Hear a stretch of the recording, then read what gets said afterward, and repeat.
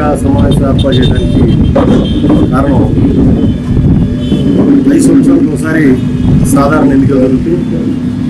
ఆ ఎన్నికలు జరిగే సందర్భంలో వివిధ రాజకీయ పార్టీలు వాళ్ళ అభ్యర్థులను నిలబెట్టి ఆ అభ్యర్థులకి ఓట్లు అడగటం, ఆ ఎలక్షన్లు అయిన తర్వాత గెలిచిన అభ్యర్థులు ప్రభుత్వాన్ని ఏర్పాటు చేసుకోవడం, ప్రజలకు సేవ చేయడం అనేటువంటిది రాజ్యాంగబద్ధంగా అదొక ప్రక్రియ నిరంతరం జరిగేప్పటికీ అదొక ప్రక్రియ జరుగుతుంది.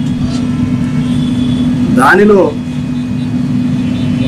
రేపు జరగబోయేటువంటి ఎన్నికలు 2024 ఏప్రిల్ కానీ లేకపోతే మే మొదటి వారంలో కానీ జరిగేబోయేటువంటి ఎన్నికల్లో ఈ బాపట్లో పుట్టినటువంటి వ్యక్తిగా, ఒక బాధ్యత కలిగిన వ్యక్తిగా నా అభిప్రాయాన్ని మీ అందరితో పాటు ఈ బాపట్ల నియోజకవర్గ ప్రజలందరికీ కూడా తెలియజెప్పవలసినటువంటి బాధ్యత నా మీద ఉంది. ఆ బాధ్యతతోనే ఇవాళ నేను మీ ముందుకు రావడం జరిగింది. 2019 ఎన్నికలైన తర్వాత వైఎస్ఆర్ కాంగ్రెస్ పార్టీ ప్రభుత్వం ఏర్పాటు చేసిన తర్వాత ఈ రాష్ట్రంలో మరి ముఖ్యంగా మన నియోజకవర్గంలో బాపట్లలో ప్రజలు వైఎస్ఆర్ కాంగ్రెస్ పార్టీకి అవకాశం కల్పించడం, ఆ అవకాశం కల్పించిన తర్వాత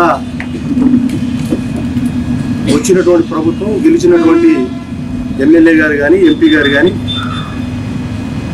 ఈ గడిచిన 5 సంవత్సరాల్లో సుమారుగా 5 సంవత్సరాల్లో వాళ్ళు చేసినటువంటి మంచి చెడుని విశ్లేషించుకొని భవిష్యత్తులో మళ్ళా వాళ్లే కానీ పోటీ చేస్తే ప్రజల యొక్క తీర్పు. అయితే వాళ్ళు చేసినటువంటి మంచి చెడు రెండు కూడా సమాజానికి ప్రజలకి ఒక బాధ్యత కలిగినటువంటి పౌరుడిగా ఈ నియోజకవర్గంలో వివిధ స్థాయిల్లో పనిచేసినటువంటి వ్యక్తిగా నాకు బాధ్యత ఉంది. ఆ బాధ్యతతోటే నేను 2022 ఆగస్టులో 1 సంవత్సరంన్నర క్రితం చాలా స్పష్టంగా చెప్పారు, ఈ నియోజకవర్గంలో ఏం జరుగుతుంది, ఎటువంటి పరిస్థితులు ఈ నియోజకవర్గంలో ఉన్నాయి, ఎందుకు ఉన్నాయి, దానికి ఎవరు కారణం, దాని మీద భవిష్యత్తు ఏ విధంగా ఉండబోతుందనే దాని గురించి చాలా స్పష్టంగా 1 సంవత్సరంన్నర క్రితం చెప్పాం.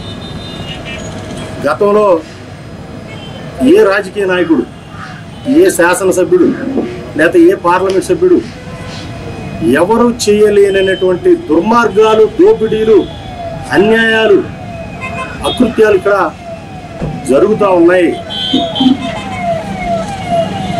కాబట్టి వీలైతే జనం మీకు ఓట్లేసి మిమ్మల్ని గెలిపించినందుకు వాళ్ళ మీద మీరు కక్ష కట్టకుండా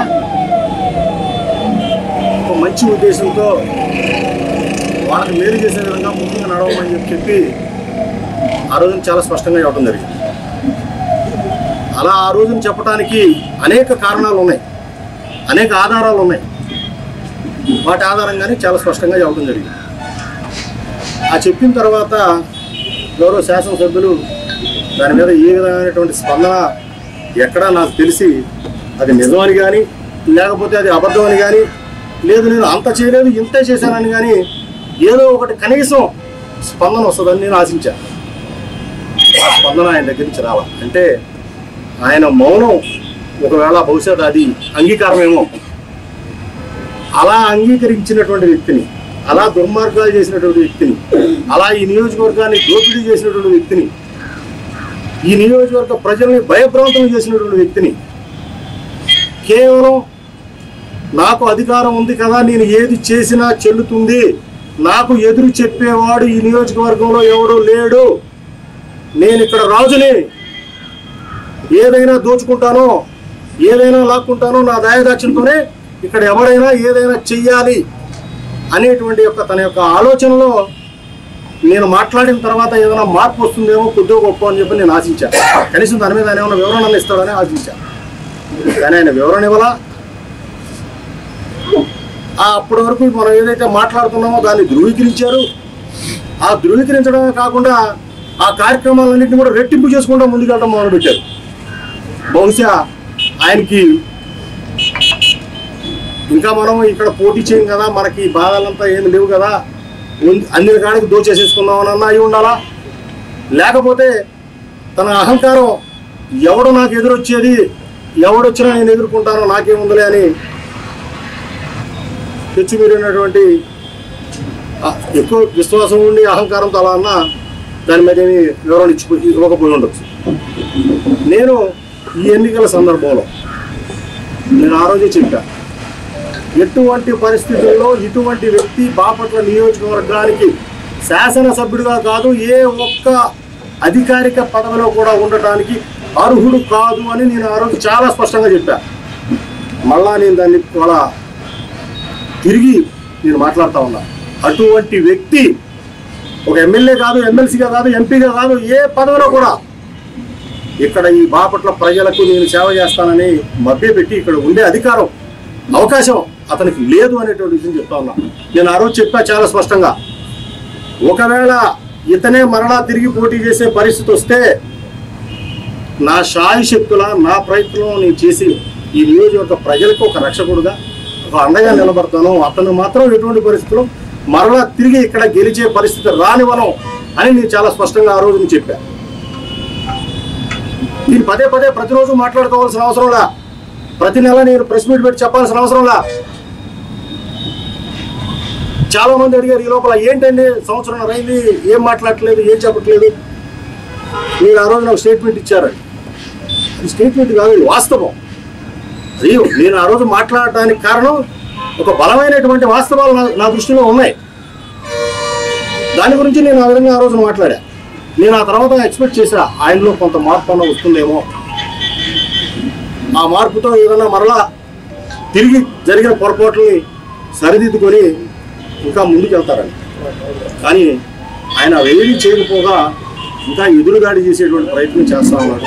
కాబట్టి ఈ ఎన్నికల్లో ఖచ్చితంగా ఈ బాపట్ల నియోజకవర్గంలో ఉన్న ప్రజలందరినీ, ప్రతి ఒక్కరిని పేరు పేరున వ్యక్తిగతంగా కోరుకుంటా ఉన్నా, అటువంటి దుర్మార్గులు మాత్రం ఈ నియోజకవర్గానికి మరలా ఎమ్మెల్యేగా అవటానికి ఏ ఒక్కరు కూడా సహకరించదని కోరుతా ఉన్నాం. ఎందుకంటే ఒక వ్యక్తి కోసం కాదు, ఇది కేవలం ఈ బాపట్ల ప్రతిష్ట కోసం, బాపట్ల పట్టణంలో కానీ నియోజకవర్గంలో ఉన్నటువంటి ప్రజలందరి యొక్క శ్రేయస్సు దృష్ట్యా నేను అందరికీ విజ్ఞప్తి చేస్తా ఉన్నాను. ఇక్కడ పార్టీలు కాదు, ఆయన వైఎస్ఆర్ కాంగ్రెస్ పార్టీ ఇంకో పార్టీ అని కాదు, ఒక వ్యక్తిగా రఘుపతిని వ్యతిరేకించండి, అతనికి మద్దతు ఇవ్వద్దు. ఒక దుర్మార్గుణ్ణి ముసుగులో, అతను ఒక ముసుగు, ఎలా ముసుగు, పైకి నటించే మంచితనంతో నటించేటువంటి ఒక రాక్షసుడు, ఒక దుర్మార్గుడు. అది మీరు చాలా మంది ప్రజలకి, ఇక్కడున్న మీ అందరిలో చాలా మందికి కూడా బహుశా మనసులో ఉండొచ్చు, కానీ వ్యక్తపరచబోయి ఉండొచ్చు. కానీ నాకు ఎటువంటి ఇబ్బంది లేదు, ఎటువంటి భయమో లేదు, ఎటువంటి తప్పు మనం చేయటం లేదు. నేను చెప్పే మాట నేను ఇచ్చే స్టేట్మెంట్ మీద నేను కట్టుబడి ఉన్నాను. ఖచ్చితంగా అతను ఏదైతే ఈ 5 సంవత్సరాల కాలంలో చేసినటువంటి పాపాలు, దుర్మార్గాలు ఉన్నాయో ఖచ్చితంగా భవిష్యత్తులో అవన్నీ కూడా బయటకు వస్తాయి. ఒక్కటి కూడా వదిలిపెట్టే ప్రసక్తి లేదు. ఏ ప్రభుత్వం వచ్చినా కూడా ఆ జరిగినటువంటి తప్పులన్నింటినీ బయటికి తీసేటువంటి బాధ్యత మేము తీసుకుంటాం. ఇవాళ నేను మిగతా ఉన్న రాజకీయ పార్టీలన్నింటినీ కూడా కోరుతా ఉన్నా, ఇవాళ పార్టీలను వ్యక్తులను చూడొద్దు, రఘుపతికి వ్యతిరేకంగా ఓటేద్దాం, బాపట్లను కాపాడుకుందాం. ఇదే ఏకైక నినాదం. అది తెలుగుదేశం పార్టీ తరఫున పోటీ చేస్తారా, లేదు జనసేన తరఫున పోటీ చేస్తారా, లేదా కాంగ్రెస్ తరఫు నుంచి మరొకరు పోటీ చేస్తారా, వాళ్ళందరికీ విజ్ఞప్తి చేస్తా ఉన్నా, బాపట్లని రఘుపతి నుంచి కాపాడుకుందాం. ఒక మంచి వాతావరణం కలిగినటువంటి బాపట్లని తిరిగి మనం పునఃప్రారంభించుకుందాం. ఈ 5 సంవత్సరాల కాలం చాలా దుర్మార్గం, చాలా దారుణం. ఒక వ్యక్తి తను స్వేచ్ఛగా తన యొక్క జీవితాన్ని, తన యొక్క ఆనందాన్ని ఈ 5 సంవత్సరాలు ఏ మాదిరిగా కోల్పోయాడో ఆ కోల్పోయిన వ్యక్తులకు తెలుసు. వాళ్ళ తాత్కాలికంగా నీకు అధికారం ఉంది, నీ చేతిలో పోలీసు ఉన్నాడు, నీ చేతిలో ఎంఆర్ఓ ఉన్నాడు, లేదా నీ చేతిలో వాలంటీర్ ఉన్నాడు, లేదా నీ చేతిలో ప్రభుత్వ పథకాలు వస్తూ ఉన్నాయి, వాటన్నింటినీ రద్దుపరుస్తామని ఆ యొక్క అనుమానంతో ప్రజలు ఎవరైనా బయటకు వచ్చి మాట్లాడలేకపోవచ్చు, తన యొక్క భావాలు వ్యక్తపరచలేకపోవచ్చు. కానీ ఓటు అనేటువంటి ఒక ఆయుధం అనేటువంటిది ప్రతి ఒక్కరికి ఉన్నదనేటువంటి విషయం గుర్తుపెట్టుకోవాలి. ఆ ఆయుధాన్ని నేను ఇవాళ చెప్తా ఉన్నా, నేను వేస్తాను రఘుపతికి వ్యతిరేకంగా ఓటు. ఎవరు వేస్తారు రఘుపతి? అటువంటి వ్యక్తిని ఈ నియోజకవర్గంలో తిరిగి ఎమ్మెల్యేగా ఎన్నుకోవటానికి సహకరించొద్దు. అతన్ని ప్రోత్సహించదు. అతను మరలా తిరిగి ఎమ్మెల్యేగా అయితే ఈ నియోజకవర్గాన్ని ఇప్పుడు మనకి ట్రైలర్ మాత్రమే చూపించారు వాళ్ళు. ఫుల్ స్కోప్ నెక్స్ట్ 5 సంవత్సరాలు చూపిస్తారు. ఎవరైనా అభ్యర్థి పర్వాలేదు, అభ్యర్థితో సంబంధం లేదు ఇక్కడ. ఆ అభ్యర్థి అనేటువంటి వ్యక్తి ప్రజల్ని ఎవరి పని వాళ్ళని ప్రశాంతంగా చేసుకోనివ్వగలగాలి, స్వేచ్ఛగా బ్రతకనివ్వగలగాలి. వాడు ఇల్లు కట్టుకోవాలంటే నీ అనుమతి కావాలా, వాడి ఇంట్లో ఇసుక తోలుకోవాలంటే నీ అనుమతి కావాలా, ఏది చేయాలన్నా నీ అనుమతితో ఈ జీవితం బతికేది అసలు. ఇంత దుర్మార్గం ఎక్కడైనా ఉందా? మరి వైఎస్ఆర్ కాంగ్రెస్ పార్టీ నేను చూశాను, అక్కడ ఆయన్ని మళ్ళీ తిరిగి పోటీ చేయించమన్నారని. నాకు అర్థం కాలా. బహుశా వైఎస్ఆర్ కాంగ్రెస్ పార్టీలో ఈయన చేసిన పాపాలు చిన్న పాపాలేమో, వాళ్ళు వీటిని అసలు పెద్దగా పరిగణించరేమో. మనం చేసేవన్నీ పెద్ద పెద్ద పాపాలు కదా, ఆ పాపాలతో పోలిస్తే ఇతను చేసేది ఏముందిలే, చాలా చిన్నవే కదా. ఆ మహా అయితే జనాన్నే కదా ఇతను దోచుకుంది. మనం దేశాన్ని దోచేసాం కదా, రాష్ట్రాన్ని దోచేసాం కదా. వీళ్ళు దోచేసిన వాడు చిన్న చిన్నవే కదా, జనాన్నే కదా ఇబ్బంది పెట్టాడు. మళ్ళీ అతన్నే కంటిన్యూ చేద్దామని చెప్పని అలా మరి కంటిన్యూ చేస్తారేమో నాకు తెలియదు. అని ఇంత దుర్మార్గం, ఇంత దారుణం ఇప్పటివరకు చాలా మంది చేశారు. స్వాతంత్రం వచ్చిన తర్వాత ఈ నియోజకవర్గంలో అనేక మంది ఎమ్మెల్యేలు, ఎంపీలు, ఎమ్మెల్సీలు, రకరకాల పదవుల్లో చైర్మన్లు అనేక పదవులు చేశారండి. ఎవరు కూడా ఈ మాదిరిగా దుర్మార్గంగా ఏదైనా నేనే చేశా, ఏదైనా మా నాన్నే చేశారు, నేను చేసా మా నాన్న చేశారు. ఎవరు బాపట్ల ఎవరు ఏమి చేయరా. ఎదుటి వారిని ఎవరు చేసినా మనకంటే ముందు పనిచేసిన వాళ్ళు ఉన్నారు, భవిష్యత్తులో మన తర్వాత పనిచేసే వాళ్ళు వస్తారు. మనకంటే ముందు పనిచేసిన వాళ్ళని మనం గౌరవిస్తే మన టర్మ్ అయిపోయిన తర్వాత మన తర్వాత వచ్చిన వాళ్ళు మనల్ని గౌరవిస్తారు. మన గురించి 4 మాటలు మంచిగా ఫలానా అని మళ్ళీ మంచి పని చేస్తారు. ఇంతకుముందు ఏం పని చేశాడు, ఇంతకుముందు పని చేసినా ఏం పని చేశాడు, ఆ పని ఎక్కడితో అయిపోయింది, దాన్ని పూర్తి చేస్తే నీ గౌరవం పెరుగుతుంది. అతను మొదలుపెట్టాడు కాబట్టి ఆ పని ఆగిపోవాలా, అతను మొదలుపెట్టాడు కాబట్టి ఆ పని జరగడానికి వీల్లేదు. మున్సిపల్ హై స్కూల్ కళ్ళ కట్టినట్టు కనపడతా చూడండి. బాపట్ల మున్సిపల్ హై స్కూల్ గ్రౌండ్లో 1400 మంది 1500 మంది పిల్లలు ఉన్న ఆ స్కూల్లో చెట్ల కింద ఎంత దుర్మార్గం అండి. ఆ స్కూల్ పూర్తి చేస్తే ఒక 50 లక్షలు 60 లక్షలు అయితే స్కూల్ పూర్తి అవుతుంది. 1000 మంది పిల్లల లోపల స్కూల్లో కూర్చొని చదువుకునేటువంటి అవకాశం ఉంది. అదే నాడు నేడు, అదే నువ్వు చేసిన అభివృద్ధి. జనాల ఆస్తులు పగలగొట్టి రోడ్లు విస్తరణ చేస్తే అది అభివృద్ధి. ఆ స్థలాలు ఇచ్చిన వాళ్ళకి ఎంతవరకు నువ్వు బాండ్లు ఇవ్వాలా? లబోదీపం అంటారు ఆ స్థలాలు పోయిన వాళ్ళు. పెట్రోల్ బంకు, జిల్లా హెడ్ క్వార్టర్ పెట్రోల్ బంక్, ఒకటే పెట్రోల్ బంకు, నీదే పెట్రోల్ బంక్, రెండో పెట్రోల్ బంక్ ఉండడానికి వెళ్ళా. ఎవడన్నా పెట్రోల్ బంక్ ఉంటే ఆ పెట్రోల్ బంక్ ముగిపీయటం. ప్రజాస్వామ్యంలో మనం ప్రజలు మనకి ఇచ్చినటువంటి అధికారాన్ని, అవకాశాన్ని ఎంతవరకు మనం 10 మందికి పంచడానికి అవకాశం ఉంటే అంతమందికి మనం పంచుకోవాలి. అప్పుడే నీ స్థాయి, నీ విలువ పెరుగుతుంది, మరింత పెరుగుతుంది.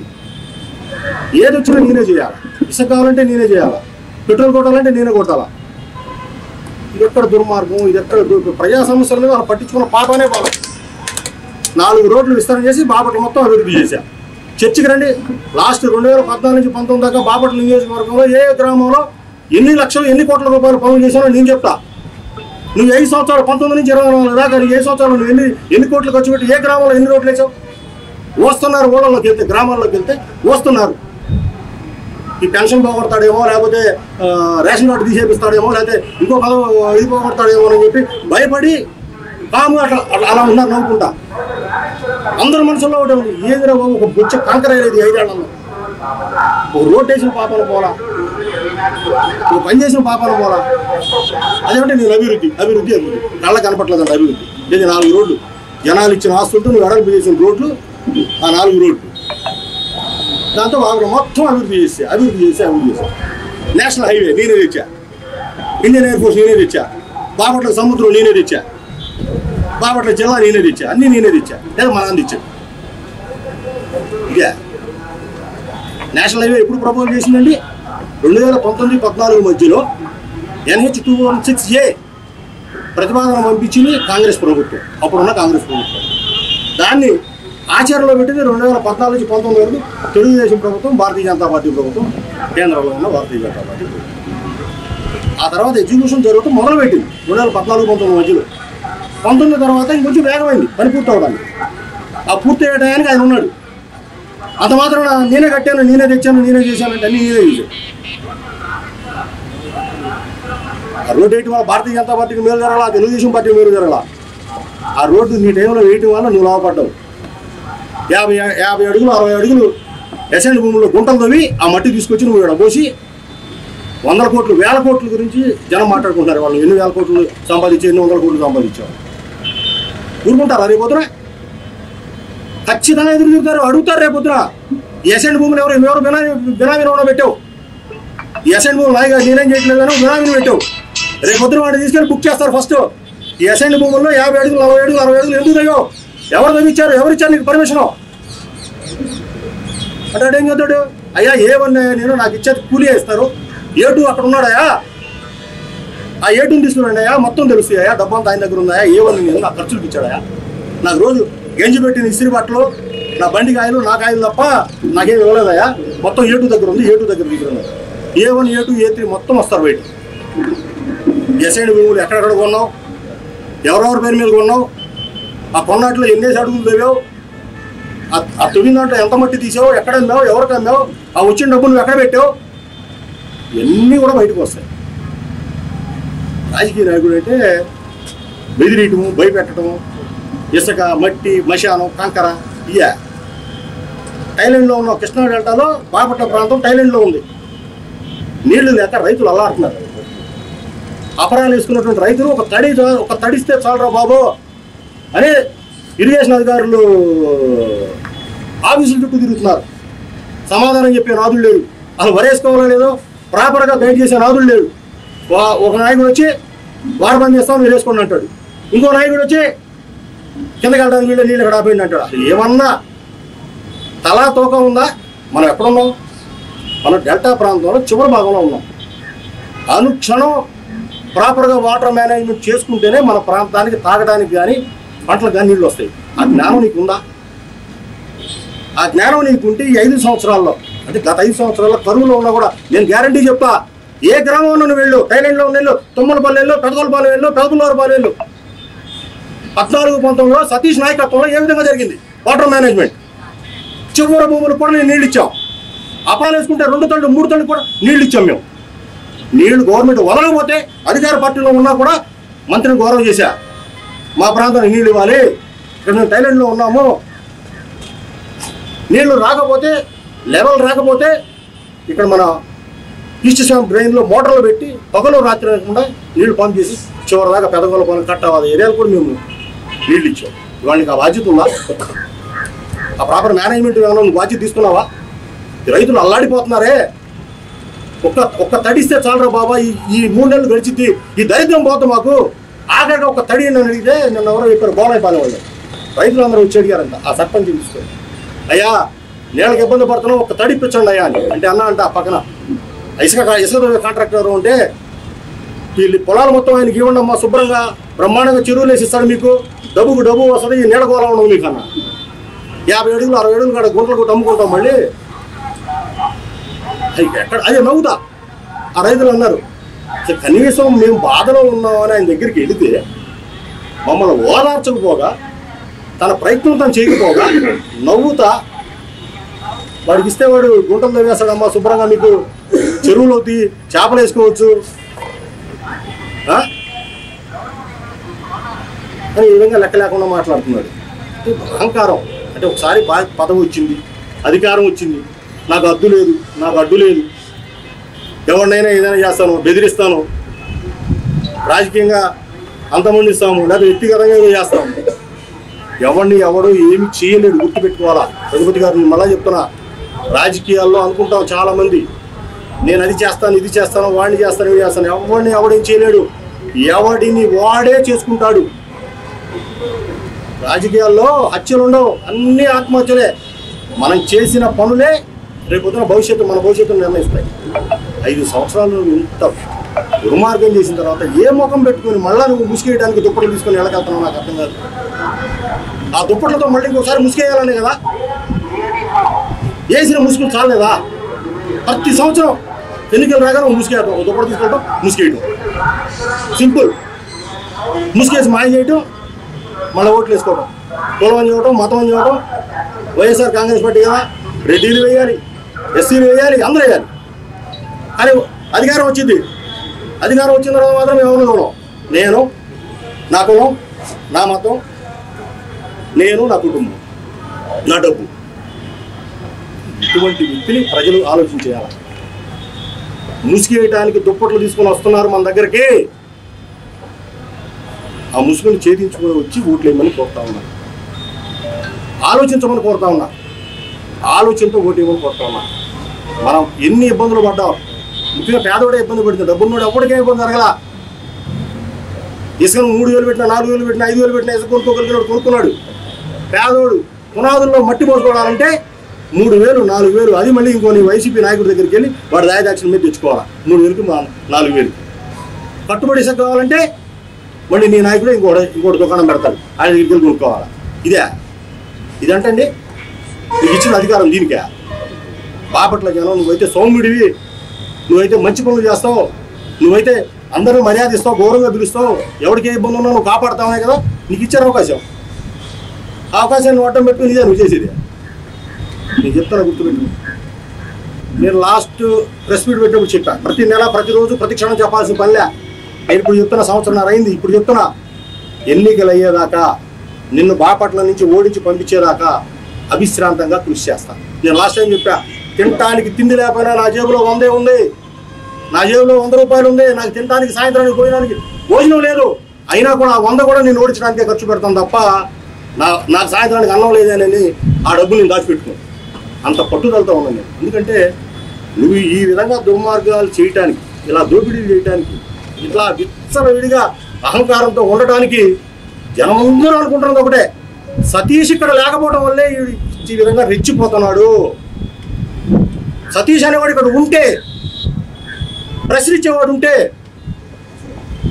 ఇంత విచ్చలవిడిగా రెచ్చిపోడు. చూస్తాడు. ప్రజల పక్షాన్ని నేను ఉంటాను. నువ్వు చేసే దోపిడీని నేను అడ్డుకుంటా. నువ్వు అనుకుంటా ఉన్నావు ఎవరు నన్నేం అడగరు, ఎవరు నన్ను ఏం చేయరు, ఎవరు నన్ను ఏం చేయలేరు. మళ్ళా నువ్వు వైఎస్ఆర్ కాంగ్రెస్ పార్టీ అధికారంలోకి వస్తుంది, మళ్ళీ నువ్వేదో నేనే ఉంటాను. ఖచ్చితంగా చెప్తా ఉన్నా, నువ్వు రావు, నీ పార్టీ రావు. గ్యారంటీ ఇస్తాను, గ్యారంటీ ఇస్తా, రాసిస్తా. బాపట్ల నువ్వు రావటం అనేది అది జరగనే జరగదు, గుర్తుపెట్టుకొని చెప్తాను నేను. అసలు బాపట్లో ఎప్పుడూ లేని సంస్కృతి, ఎప్పుడూ లేని రౌడీజాలు, గుండాయిజాలు, మర్డర్లు. అసలు ఎప్పుడు ఏ వార్త వినాల్సి వచ్చిందో అంటే రోజుకు ఒక మర్డర్. ఎలా? గంజాయి నువ్వే అమ్మిస్తావు, నీ నాయకుల చేత అమ్మిస్తావు, అందులో డబ్బులు సంపాదించాలి. పసి పిల్లల, చిన్న పిల్లలు, 14-15 ఏళ్ళ పిల్లలు గంజాయి తాగి మర్డర్లు చేస్తున్నారు. వచ్చేపోయి ఆడపిల్లలను కదిలిస్తున్నారు, చాలా ఇబ్బంది చేస్తూ ఉన్నారు. టీచర్ల మీదకి వెళ్తున్నారు, చదువుకు పాఠాలు చెప్పే ఉపాధ్యాయుల మీదకి వెళ్తున్నారు. కనీసం ఒక్క రోజున్న పోలీస్ డిపార్ట్మెంట్ని కూర్చోబెట్టి రివ్యూ పెట్టి బాపట్లో ఎవడమ్ముతున్నాడు గంజాయి, ఎందుకు ఇలా జరుగుతుంది, దీని మీద మీరేం చర్య తీసుకుంటున్నారు? నీ డిఎస్పీని, సిఐని, పోలీసుని అందరినీ కూర్చోబెట్టి మాట్లాడి ఎక్కడ కూడా నువ్వే తప్పు చేస్తా ఉంటే, నేను ఆయన కింద పనిచేసేవాళ్ళే తప్పులు చేస్తా ఉంటే నువ్వేమన్నా ప్రశ్నిస్తావు? అదే పోలీసులు మళ్ళీ నిన్ను అడుగుతున్నారు, నీ పక్కన తిరిగే వాళ్ళే ఈ పనులు చేస్తున్నారండి. ఇంజనీరింగ్ కాలేజీ దగ్గర అమ్ముతున్నారు, ఆర్ట్స్ కాలేజీ దగ్గర అమ్ముతున్నారు, అగ్రికల్చర్ కాలేజీ దగ్గర అమ్ముతున్నారు. ఇంత దుర్మార్గం, ఇంత దోపిడీ. రైతులు అల్లాడిపోతా ఉన్నారు. ఇవాళ పట్టించుకునే నాదులే లేడు. జనం ఇవాళ బాపట్ల, మీకు ఉన్నాళ్ళంతా బాపట్లో ఉండే జనమే. నీళ్ళు వస్తున్నాయి, మంచి తాటాలు, మంచి నీళ్ళు వస్తున్నాయి. ఫిబ్రవరిలో ఇప్పటి వరకు పుట్టిన తర్వాత, నాకు ఒక తెలిసిన తర్వాత, ఫిబ్రవరి మొదటి తారీఖు నుంచి ఆల్టర్నేట్ డేస్ 2 రోజులకు ఒకసారి నీళ్ళు ఇచ్చిన చరిత్ర ఇప్పటి వరకు ఏ ప్రభుత్వంలోనైనా ఉందా?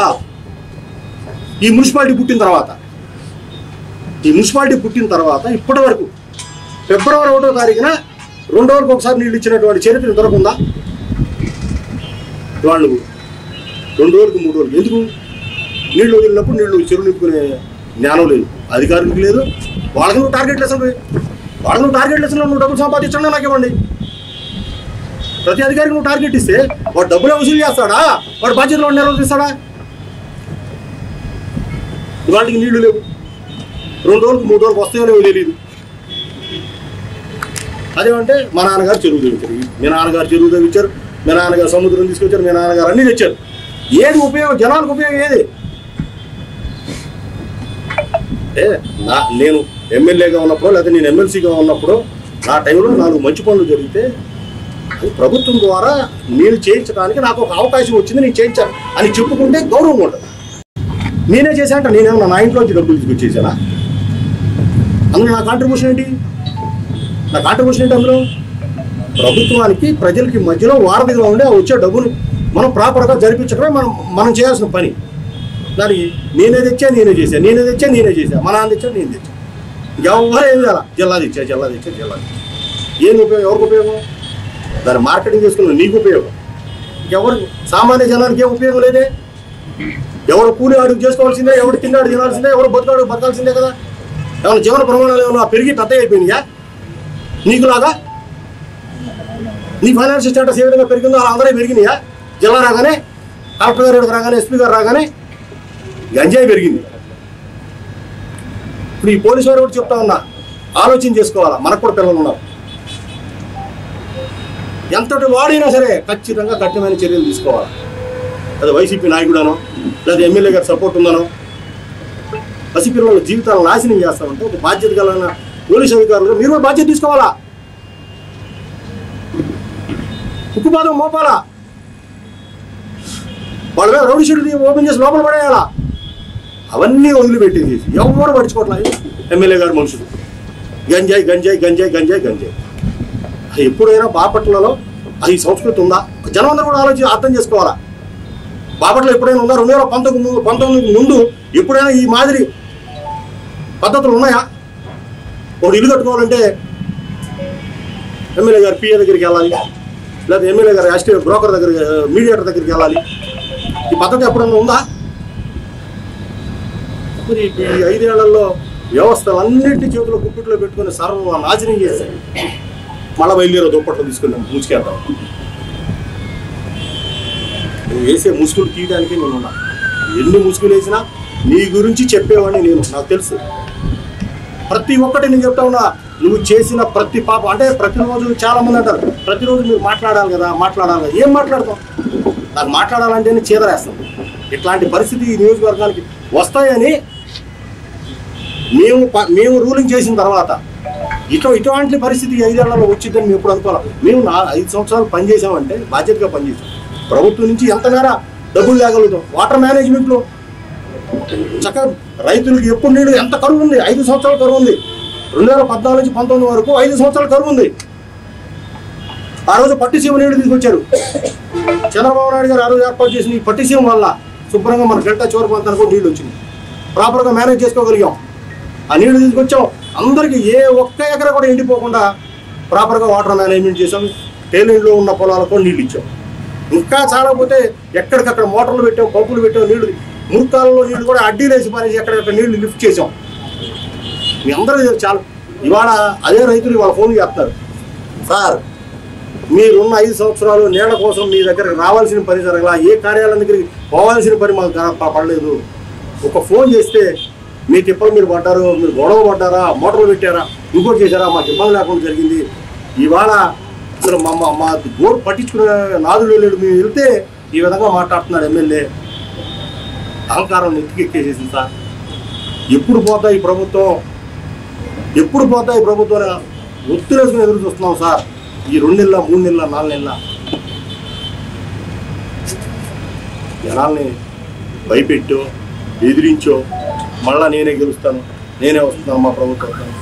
ఇవాళ ఏది చెప్పినా జనం ఈ రోజున నమ్మేటువంటి పరిస్థితులు లేరు. మళ్ళీ కూడా చెప్తా ఉన్నాను, అన్ని పార్టీల వాళ్ళు కూడా రఘుపతిని పంపిస్తే బాపట్ల ఎవరున్నా ప్రశాంతం. ఇంతకంటే ఈ 5 సంవత్సరాల్లో జరిగినటువంటి నీచమైన పరిపాలన, దుర్మార్గం, దోపిడీ నాకు తెలిసి భవిష్యత్తులో ఏ నాయకుడు వచ్చినా కూడా ఈ మాదిరిగా మాత్రం చేయడండి. ఈ మాదిరిగా చేయడు. ఇంతకుముందు ఎవరో చేయరా, భవిష్యత్తులో కూడా ఎవరు చేయడు. ఈయన రికార్డు ఈయన బదులు కొడుతున్నాడు. నేను ఇవాళ మాట్లాడడానికి కారణం ఎన్నికలు సమీపిస్తా ఉన్నాయి, మళ్ళా పోటీకి ముందుకెళ్తా ఉన్నారు. ఈ సందర్భంలో నేను కూడా మాట్లాడాలి, చెప్పాలి. జనానికి పదే అందరూ చెప్పాలా, నేను ఒక్కడే కాదు. ఇవాళ రాజకీయాల్లో ఉన్నటువంటి బాపట్ల నియోజకవర్గంలో రాజకీయాల్లో ఉన్నటువంటి అనేక మంది నాయకులు, ఎమ్మెల్యేలుగా పనిచేసిన వాళ్ళు, ఎమ్మెల్సీలుగా చేసిన వాళ్ళు, మిగతా అనేక పదవుల్లో పనిచేసినటువంటి వాళ్ళు చాలామంది ఉన్నారు. ఈ బాపట్ల మీద అభిమానంతో రాజకీయాల్లో ఉన్నటువంటి వాళ్ళు వాళ్ళందరూ కూడా మాట్లాడాలి. పార్టీలతో సంబంధం లేదు. మేము వైఎస్ఆర్లో ఉన్నాం కదా, వైఎస్ఆర్లో ఉంటే మనం ఆయన విభేదిస్తే మళ్ళా పార్టీ ఏదైనా దీన్ని పార్టీకి కూడా చెప్పాలా. వైఎస్ఆర్ కాంగ్రెస్ పార్టీలో ఉన్న వాళ్ళు వాళ్ళు నాతో మాట్లాడుతున్నారు. వైఎస్ఆర్ కాంగ్రెస్ పార్టీ వాళ్ళు చాలామంది నాయకులు మాట్లాడుతున్నారు. ఇటువంటి నాయకుడు మేము చూడలేదయ్యా, నమ్మినుండే కదయ్యా గొంతు కోసేది, ఇతని కోసం మేము సంవత్సరాల తరబడి పనిచేసామయ్యా, మమ్మల్ని ఈ విధంగా నాశనం చేశాడు, ఆర్థికంగా నాశనం చేశాడు, ఇతనితో అమ్మో ఇతనేదో సౌమ్యుడు, మంచివాడు, అలాంటి వాడు ఇలాంటి వాడు అనుకున్నాం, చూస్తానికి మనిషి ఇలా ఉంటాడు, కానీ చేసేయన్నీ వెనక చేసేయన్నీ మాత్రం అమ్మో దుర్మార్గాలయ్యా. అలా నాయకులు వాడు వైఎస్ఆర్ కాంగ్రెస్ పార్టీ నాయకులు చెప్పారు. నేను చెప్పే వాళ్ళకి, అరే బాబు ఇటువంటి వ్యక్తిని ఎందుకు కొనసాగించాలి ఇక్కడ? మీ పార్టీకి ఇంతకంటే మంచి వ్యక్తులు ఎవరు దొరకలేదా? చెప్పండి మీ అధిష్టానానికి. వాళ్ళు ఇతను చేసిన పెద్ద తప్పులు కాదనుకుంటున్నారట. మరి వాళ్ళు ఈ చిన్నవేమో వాళ్ళ దృష్టిలో ఇది చాలా చిన్న పీనట్స్ ఏమో వాళ్ళకి బహుశా. అందువల్ల నా అభిప్రాయం, బాపట్ల నియోజకవర్గ ప్రజలకి నేను విన్నవించుకునేది, ఇటువంటి వ్యక్తిని మన నియోజకవర్గం నుంచి పంపించడం బాపట్లకి, ఇక్కడ ఉన్న ప్రజలందరికీ శ్రేయస్సు అనేటువంటిది నా అభిప్రాయం. ఎవరిని గెలిపిస్తారో ఎలా గెలిపిస్తారో అనేటువంటి తర్వాత విషయం అయితే, ప్రస్తుతానికి మాత్రం అతను బయటికి పంపించే దానికోసం ప్రతి ఒక్కరూ కలిసికట్టుగా పనిచేయాలని, మిగిలిన నాయకులందరూ కూడా మాట్లాడాలని దీని గురించి కోరుతారు.